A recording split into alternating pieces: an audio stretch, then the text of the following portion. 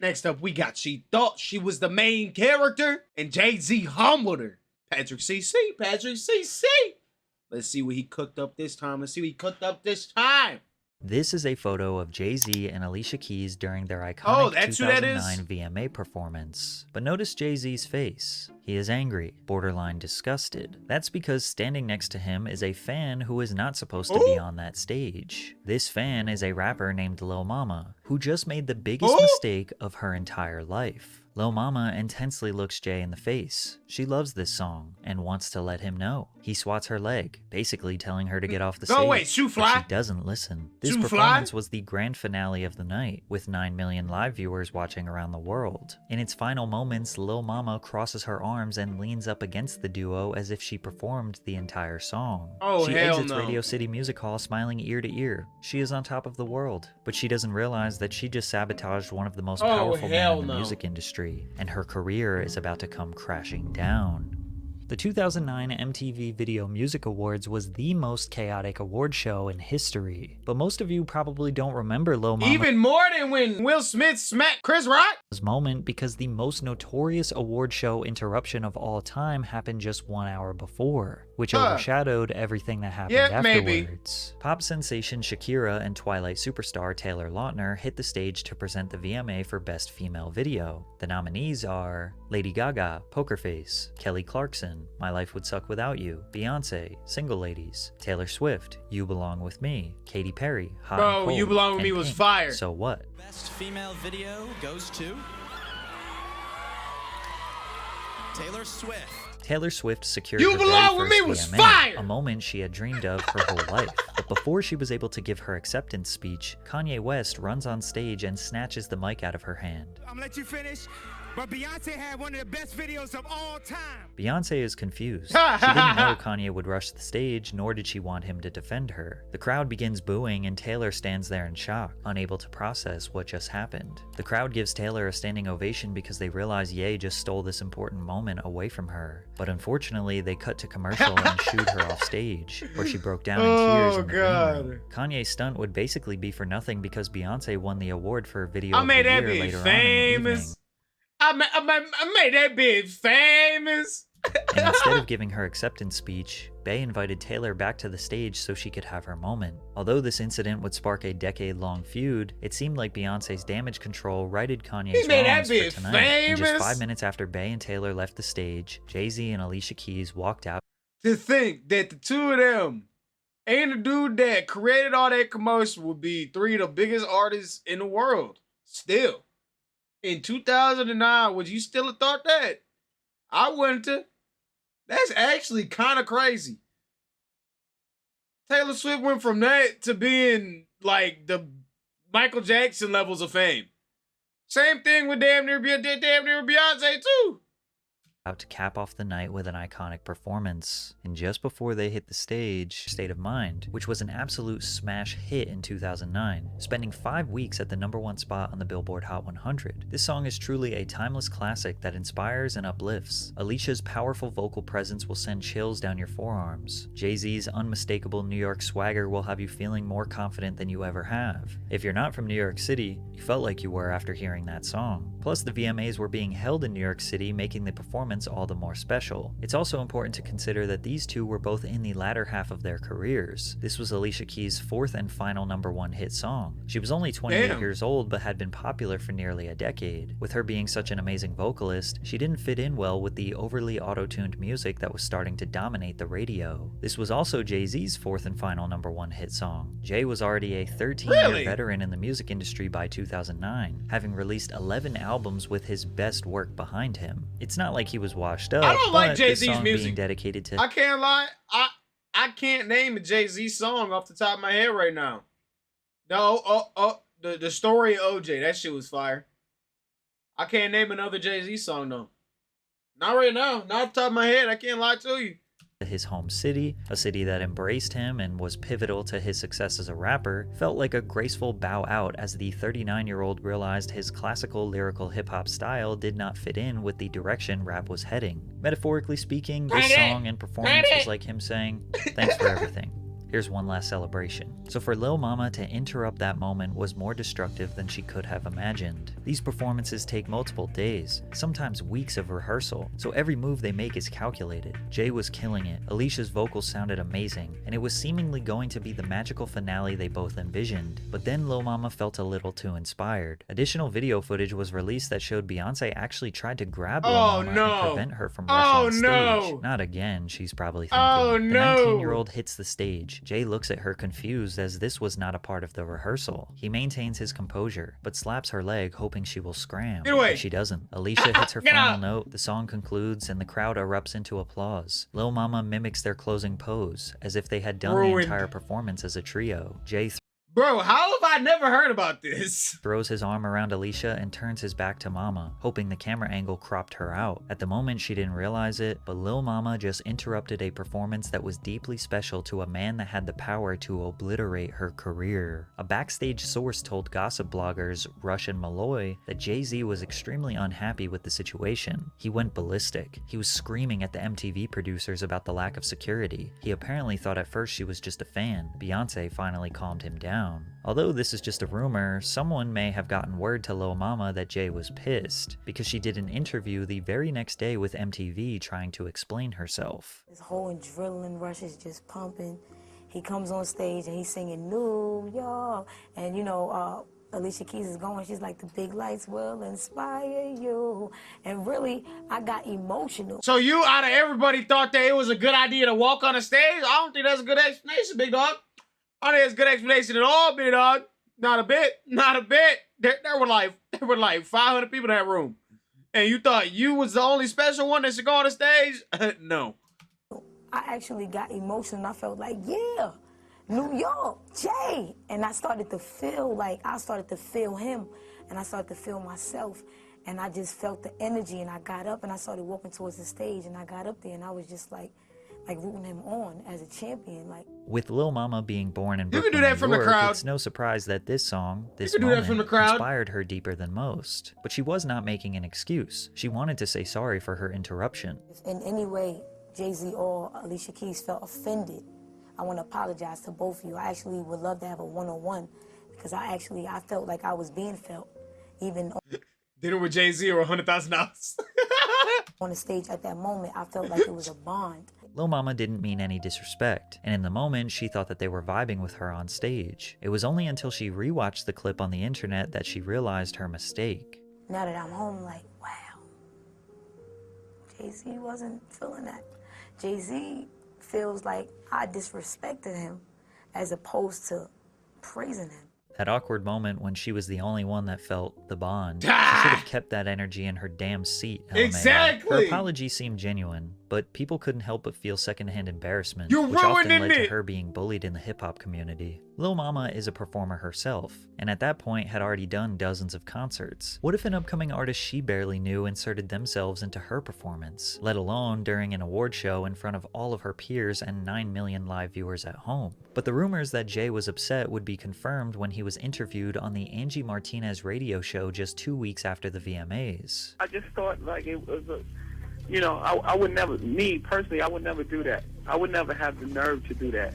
Man. You know, it's just like someone's up there performing. Like we worked, we went to rehearsals and we did run-throughs and we worked really hard at the performance to put on the show for people, you know, and to interrupt that moment for us, you know, I don't think that was the right thing to do. I actually thought it was the equivalent to what Kanye did to Taylor Swift, but nobody really talked about that because I'm not a little sweet girl from the middle of America. Jay says that Lil Mama's interruption was equivalent to Kanye's interruption, but he thinks that nobody cares about him, that he should just deal with his performance being interrupted while Taylor was receiving this sympathy from the world. You angry? Yeah, I was a little angry, yeah, to be honest. But you know, what I'm gonna do? I'm gonna fight little mama. You crazy.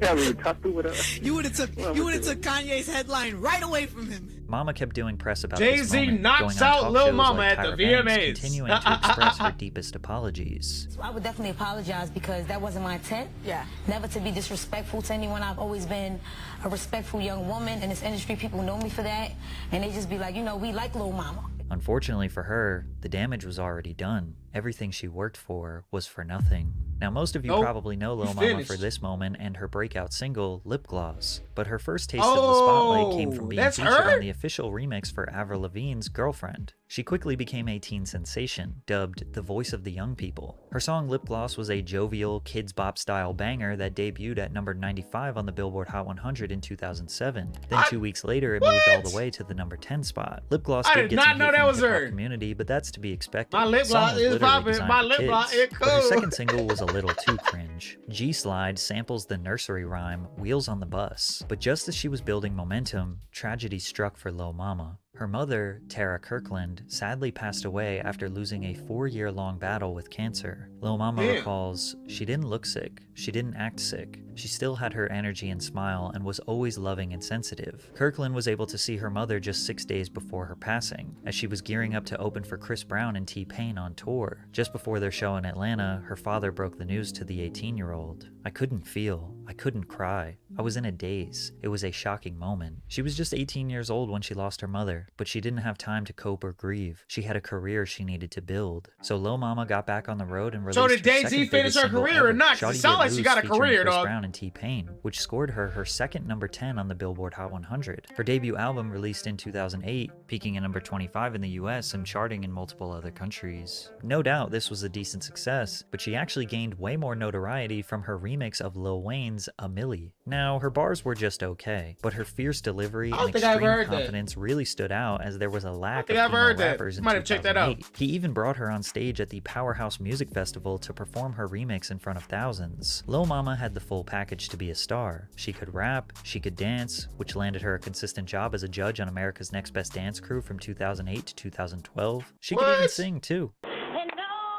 So did Jay-Z not finish her career?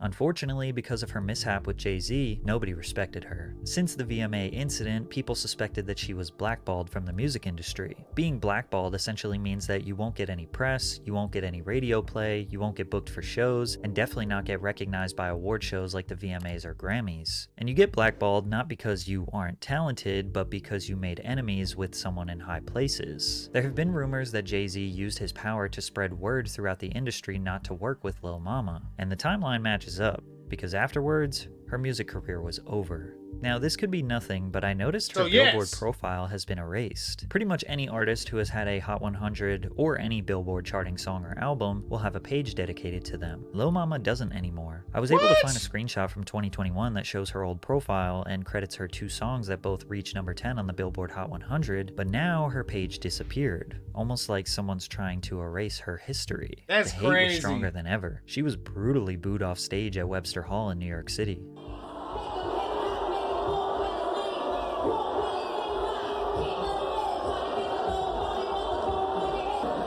I can't lie, that shit's ass, bro. Get that shit off the radio waves. I don't want to hear that.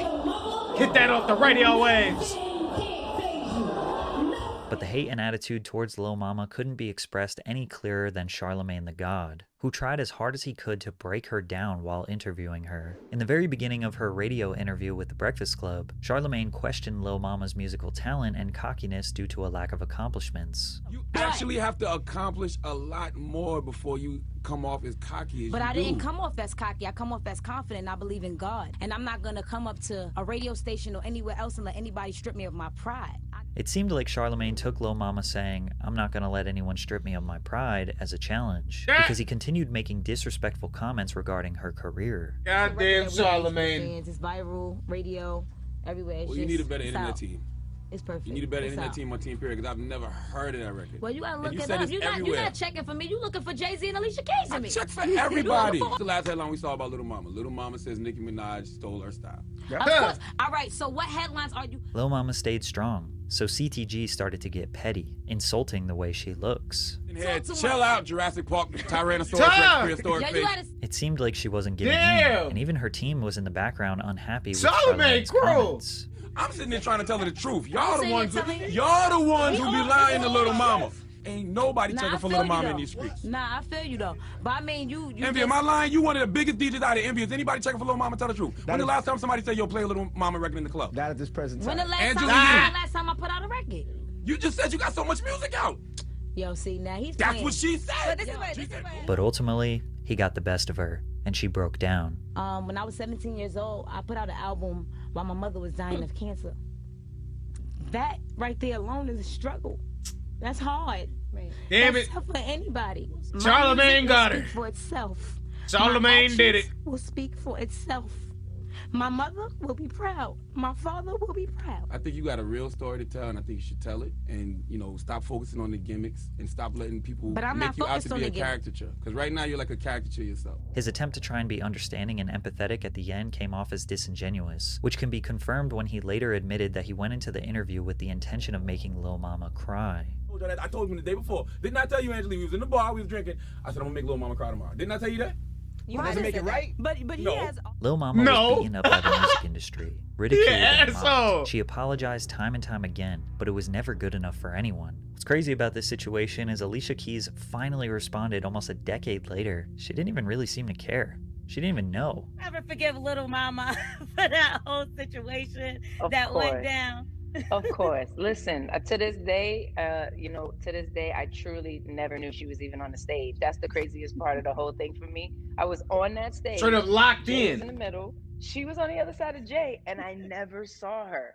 Never. Now, did Jay-Z actually blackball her from the music industry? That's been my question the whole we'll never really be time. able to prove that. It's more likely that the fans were just unfairly brutal towards her. They didn't care about what Just new watch this creative whole video projects and I she was still don't working know on. if she They got just wanted to blackballed. keep making fun of her for a mistake she made at age 19. All of her music afterwards fell on deaf ears. She didn't stop creating, but was never able to build up the confidence to release another album since she felt the world hated her. Now, I'll be honest, none of her music was really that good. But she did transition lip into gloss acting is in the poppin'. My 2010s lip where gloss she has is seen more cool. success. Her Alright. performance as Lisa This Left is Eye aight. Lopez in the TLC Oh, hell biopic no. Crazy Sexy Cool received critical acclaim. This was also the highest viewed television film of 2013. From there, she even began doing performances with TLC doing Left Eye's verses. For the past few years, she has Doing been landing wh- very what? consistent acting roles and has proved herself worthy of the big screen. True to the Although her game. Instagram @ is still Lil Mama, it seems like she will be distancing herself from that alias soon, identifying as her real name Niatia Kirkland. Now at just 34 years young, she has plenty of time